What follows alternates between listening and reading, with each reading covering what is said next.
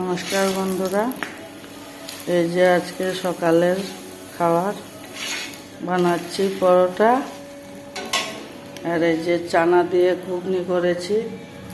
চানা, পেঁয়াজ, টমেটো এগুলো দিয়ে চানা মশলা ঘুগনির মতো করেছি। সকালে আজকে এই দিয়ে খাওয়া হবে। সকালবেলা কিছু ভাল লাগে না, এত ঠান্ডা পড়েছে, কিছু করতেও ইচ্ছে করে না, কিন্তু কি করব, খেতে তো হবে, না খেয়ে তো আর থাকা যাবে না। তাই সকালবেলা আজকে পরোটা আর এই চানা ঘুগনিগুলো করেছি।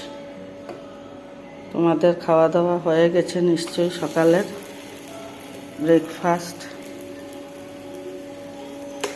ভালো লাগলে ভিডিওটা লাইক, শেয়ার, কমেন্ট করবে।